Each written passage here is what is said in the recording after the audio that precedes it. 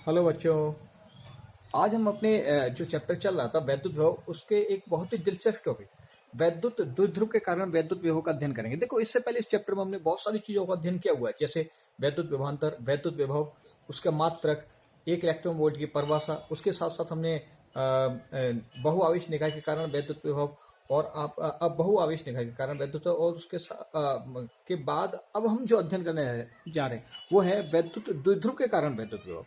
तो अब हम वैद्युत द्विध्रुव के कारण वैद्युत विभव का मान ज्ञात करेंगे किसी भी कोण पर। देखिए, हम अक्षीय और निरक्षीय स्थिति में ज्ञात नहीं कर रहे। आपको याद होगा, इससे पहले वाले चैप्टर में आपने वैद्युत द्विध्रुव के कारण वैद्युत क्षेत्र की तीव्रता ज्ञात की थी, लेकिन आपने उन्हें दो बिंदुओं पर ज्ञात किया था, एक तो अक्षीय अवस्था में और एक निरक्षीय अवस्था में। फिलहाल हम जो वैद्युत विभव ज्ञात करने जा रहे हैं ये केवल थीटा डिग्री कोण पर ज्ञात कर रहे हैं। यानी हम एक ऐसे कोण पर ज्ञात कर रहे हैं जो कि ना तो अक्षीय अवस्था है ना ही हमारी निरक्षीय अवस्था है। पहले हम उसे थीटा डिग्री कोण पर ज्ञात करेंगे, बाद में उसे अक्षीय और निरक्षीय स्थिति में परिवर्तित कर लेंगे। तो समझ गए होंगे मेरी बात आप। तो हम शुरू करने जा रहे हैं वैद्युत द्विध्रुव के कारण वैद्युत विभव। इसे हम इंग्लिश में कह सकते हैं electric potential due to electric field, वो इलेक्ट्रिक डायपोल। यानी कि इलेक्ट्रिक पोटेंशियल हम ज्ञात कर रहे हैं इलेक्ट्रिक डायपोल के द्वारा, इलेक्ट्रिक डायपोल के द्वारा। समझ में आएगी मेरी बात? क्लियर? ओके। तो हेडिंग्स पर ध्यान दें।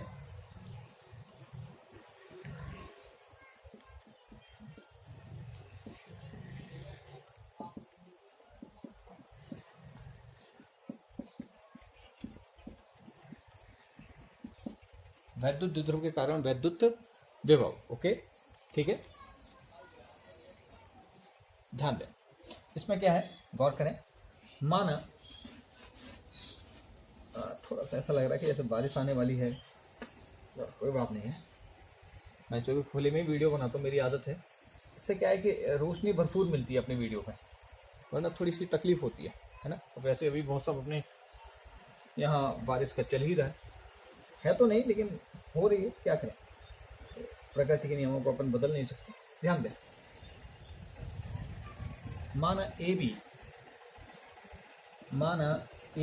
एक वैद्युत द्विध्रुव है, ठीक है। माना ए बी एक वैद्युत द्विध्रुव है जिसका मध्य बिंदु ओ है। जिसका मध्य बिंदु क्या है? ओ।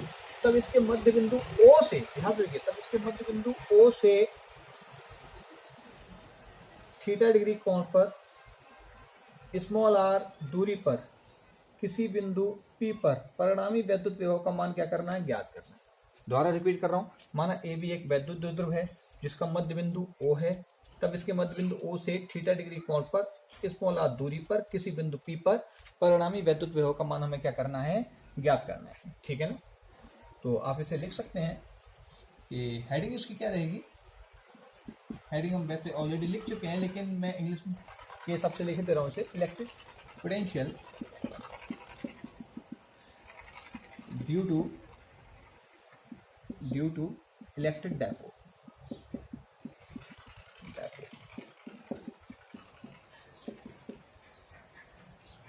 वैद्युत विभव किसकी सहायता से? वैद्युत द्विध्रुव आघूर्ण की सहायता से हम वैद्युत विभव का मान क्या करने जा रहे हैं? ज्ञात करने जा रहे हैं। ध्यान दें। Let A B an electric dipole. Hindi में सोचते हैं। माना ए बी एक वैद्युत द्विध्रुव है whose midpoint is O, जिसका मिड पॉइंट क्या है? O है। मैं रिपीट कर रहा हूँ। माने ए बी एक वैद्युत द्विध्रुव है जिसका मध्य बिंदु O है, ठीक है। Then find the value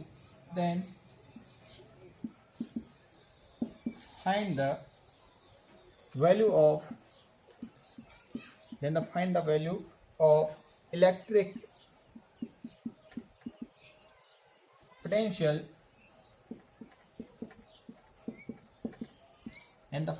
electric potential at the point P।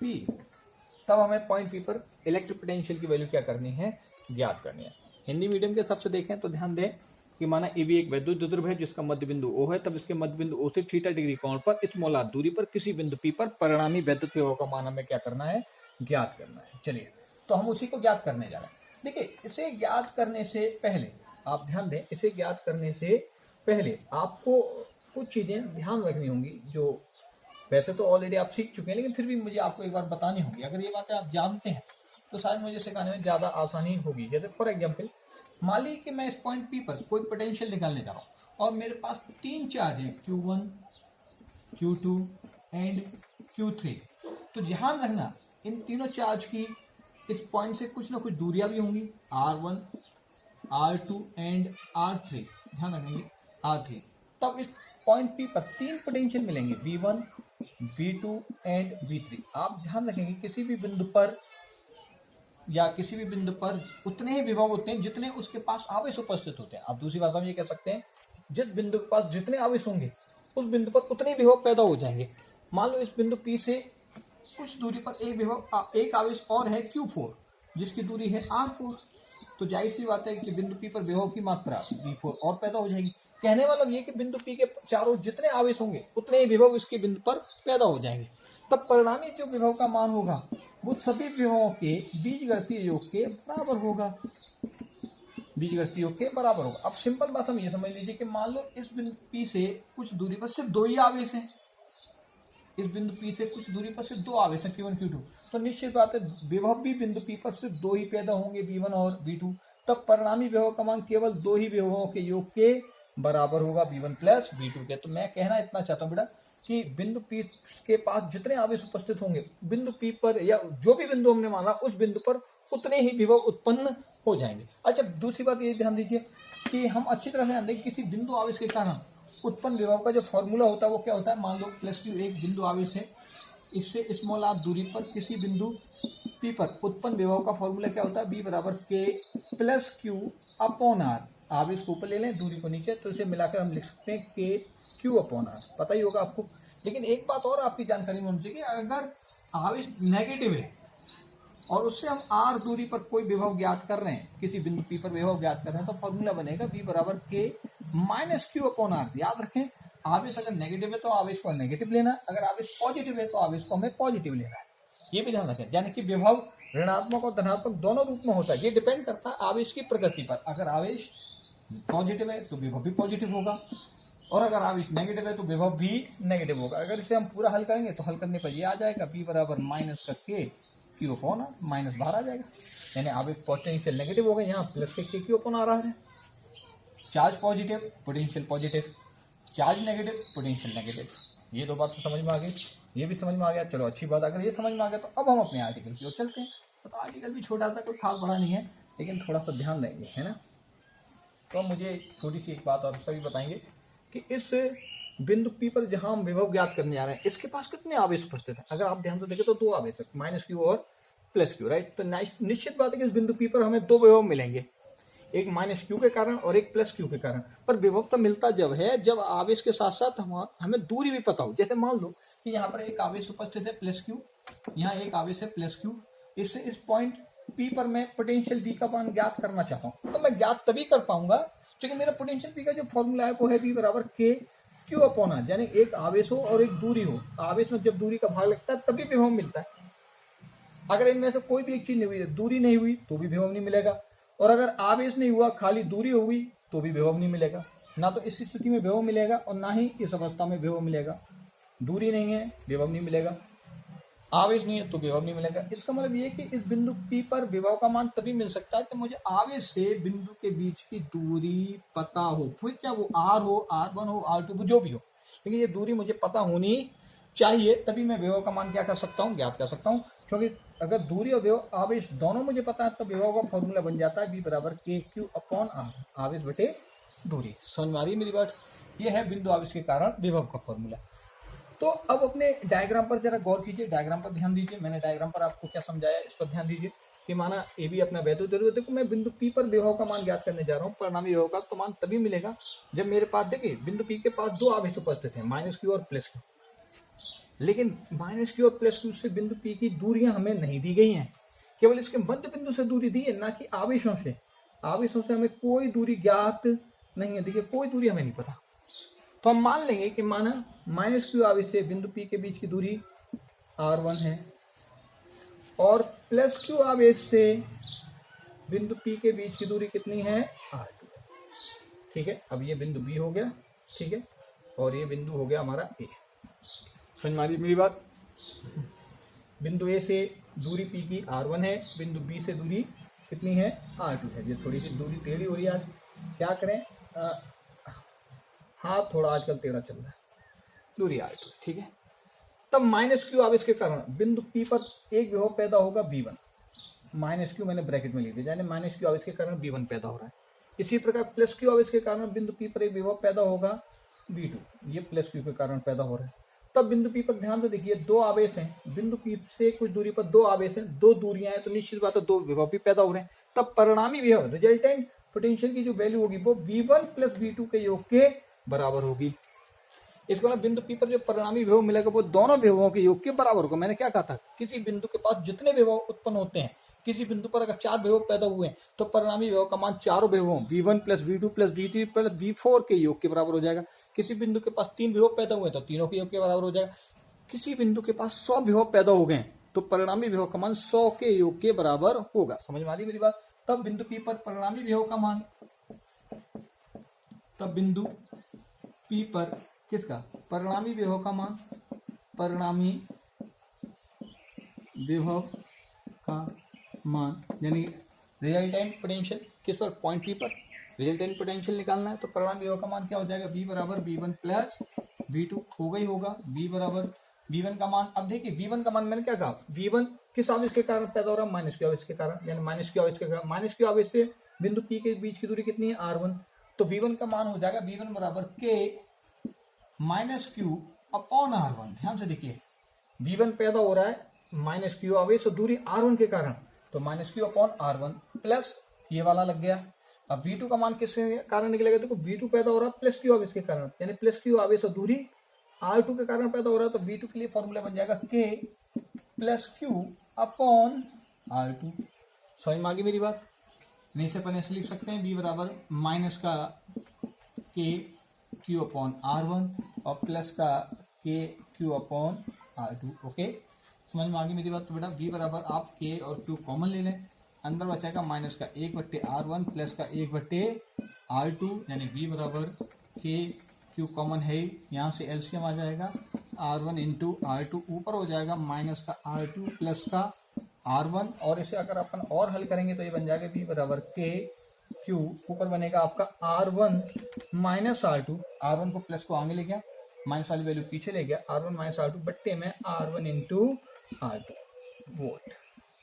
ये जो निकल कर आया है ना, ये बिंदु पी पर परिणामी विभव रिजल्टेंट पोटेंशियल की वैल्यू है, परिणामी विभव का मान है।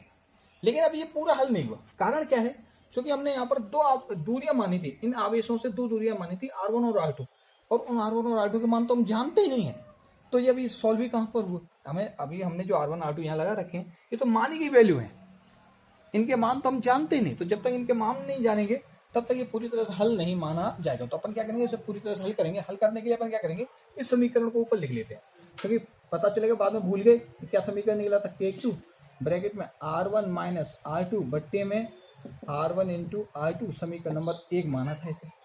राइट, क्लियर, यही है, ठीक है। अब इस सबको मिटा देते हैं, तो ध्यान दें इसके आगे भी, अब उसको मत नहीं मिटाना मैं, इसको ध्यान रखने के लिए, क्योंकि जब वो समीकरण r1 r2 के मान निकल आएंगे तो ये मान इस समीकरण नंबर 1 में लगाए जाएंगे, समीकरण नंबर 1 में लगाकर परिणामी विभव v का मान हम ज्ञात कर लेंगे। तो अब ध्यान दीजिए कि r1 r2 के मान कैसे निकालने। अब इस रेखा को आप आगे की ओर बढ़ाइए, इस r की रेखा को आगे की ओर बढ़ाइए और बिंदु A से इस पर एक लंब डालिए। डाला गया लंब 90 डिग्री कोण पर काटेगा, और मान लो कि ये किसी बिंदु M पर काटता है, इस रेखा को किसी बिंदु M पर काटता है। अब ध्यान से देखिए, यहाँ पर कोण कितना था, इस तरफ हमने कोण क्या माना था, थीटा, तो इधर भी थीटा होगा। त्रिकोणमिति आपने सभी ने 10th क्लास में पढ़ी होगी, तो हम जानते कि ये आमने सामने के दोनों जो कोण एक दूसरे के बराबर होते हैं, ठीक है, तो इधर भी कोण थीटा हो जाएगा, ठीक है, ठीक है, अच्छी बात है, जानते तो। अब देखिए कोण के जस्ट सामने की भुजा कहलाती है लंब, जिसे परपेंडिकुलर कहते हैं। राइट, ये है हमारा आधार, इसे अपन बेस भी कहते हैं, और ये है कर्ण, ये है कर्ण। अब एक बात और आती है इसमें कि हम अच्छी तरह से पढ़ चुके हैं इससे पहले वाले चैप्टरों में कि वैद्युत द्विध्रुव में जो दोनों आवेश के बीच की दूरी होती है वो या तो 2l होती है, या फिर 2a मानी जाती है, या फिर d मान लेते हैं। यानी दोनों माइनस क्यू प्लस क्यू, अब इसके बीच की दूरी कई बार डी मान ली जाती है, कई बार 2l मानी जाती है, कई बार 2a मानी जाती है। तो मैं इन दोनों आवेशों के बीच की दूरी को 2l मान रहा हूँ, यानी यहाँ से लेकर यहाँ तक की दूरी 2l मान रहा हूँ। तो इसका मतलब यहाँ से यहाँ तक आधी दूरी कितनी हो जाएगी, l, ये l, और अगली आधी दूरी भी कितनी हो जाएगी, l। ठीक है, तो जो कण है हमारा, जो कण आ रहा है, कण का मतलब हुआ हमारा हाइपोटेनियस, वो किसके रूप में आ रहा है, l के रूप में। इसी प्रकार से बिंदु B से एक लंब OP पर, देखिए ये O है, OP पर डालो, ये देखिए मानो वो किसी बिंदु N पर काटता है, कहाँ काटता है, तो देखिए कोण के सामने की भुजा लंब यानी कि परपेंडिकुलर, ठीक है, ये इसका आधार यानी कि बेस, और ये इसका हमारा क्या कहलाएगा, कर्ण यानी हाइपोटेनियस। इसके अलावा आपके पास अगर इस डायग्राम में देखें तो दो चित्र दिखाई दे रहे हैं, दो त्रिभुज दिखाई दे रहे हैं, एक तो त्रिभुज AOM और एक त्रिभुज दिख रहा है BON, राइट। इन त्रिभुजों की सहायता से हम R1 R2 के मान ज्ञात कर लेंगे, लेकिन कैसे करेंगे ये ध्यान दीजिए। देखो यहाँ पर एक दूरी आई है P, ये दूरी को ध्यान से देखो, ये दूरी है P से लेकर M तक की पूरी दूरी को ध्यान से देखो, PM, ये पूरी दूरी PM है ना, ये इस R1 के बराबर है, ध्यान से देख लो, एक चित्र में ही देख लो, ये पूरी दूरी PM इस R1 के बराबर कहलाएगी। यहाँ पर दूसरी दूरी एक आई है PB, देख रही है, ये PB दूरी, ये PN के बराबर है, ध्यान से देखिए, PN जो दूरी है ये PB के बराबर। अगर मैं PN का मान ज्ञात कर लूँ तो इसका मतलब मुझे R2 मिल गया, अगर मैंने PM का मान ज्ञात कर लिया तो मुझे R1 मिल गया। तो चित्रानुसार ध्यान से देखिए, चित्रानुसार क्या चीज है, गौर करिए, PM बराबर होगा मेरे R1 के, मैंने क्या बोला, P से लेकर M तक की जो पूरी दूरी है ये मेरे R1 के बराबर होगी। इसके अलावा PM को मैं कैसे ज्ञात कर सकता हूँ, जरा ध्यान से देखिए, ध्यान से देखना चित्र, चूंकि चित्र बहुत ज्यादा मिल चुका है। O से लेकर देखिए, O से लेकर P तक की दूरी ये होगी OP, इस OP में अगर OM जोड़ दूं तो मेरा PM बन जाएगा, पूरा PM हो जाएगा यहाँ से यहाँ तक।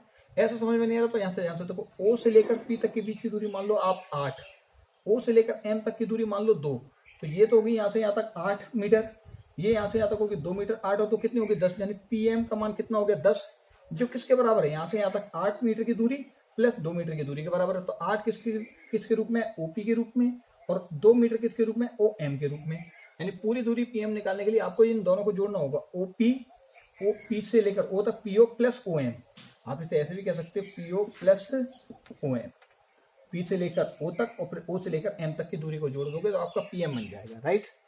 समझ में आ गई मेरी बात। इसी प्रकार ध्यान से देखें, मैंने क्या कहा था कि PN ही हमारा R2 के बराबर है, इसका मतलब यहाँ पर ध्यान से देखें, PN बराबर क्या, R2। अब PN का मान किसके बराबर होगा, अगर ध्यान से देखें, मैं P से लेकर O तक की दूरी जानता हूँ, किसके रूप में है, ध्यान से देखो, ये स्मॉल r के रूप में मानी थी, मैंने शुरू में ही मान ली थी। P से लेकर O तक के बीच की दूरी स्मॉल r है, पता है ना, स्मॉल r है। आप ये मान लिए कि P से लेकर O तक के बीच की दूरी 8 मीटर, इस 8 मीटर में से 2 मीटर घटा दो, O से लेकर N तक की दूरी को मानो 2, ये पूरी दूरी हो गई 8, इस 8 में से जब 2 ये घटा दोगे तो कितनी बचेगी, ये 6, राइट। तो ये 6 कब आई, जब आपने PO में से ON घटा दिया, PO में से ON तक घटा दिया, O से लेकर N के बीच की दूरी को घटा दिया, तो आप इसे लिख सकते हैं PO माइनस के ON, ठीक है। अब देखिए पूरे डायग्राम में आपको P से लेकर O तक के बीच की दूरी पता है, पूरे डायग्राम में आपको P से लेकर O तक के बीच की दूरी को क्या है पता है, आपको अच्छी तरह से दिखाई दे रही है। P से लेकर O तक के बीच की दूरी आपको स्पष्ट रूप से दिखाई दे रही होगी, जो कितनी है हमारे पास, स्मॉल r के रूप में है। P से लेकर O तक के बीच की जो दूरी है वो हमारे पास स्मॉल r के रूप में, P से लेकर O तक के बीच की दूरी स्मॉल r के रूप में, ये हमें अच्छी तरह से स्पष्ट रूप से दिखाई दे रही है। क्लियर, कोई दिक्कत नहीं है। बस हमें दूरियां निकालनी है OM और ON, तो वो कैसे निकलेंगे जरा इस पर ध्यान दीजिए। तब ध्यान से देखिए, तब त्रिभुज, मैं एक त्रिभुज लेकर चल रहा हूं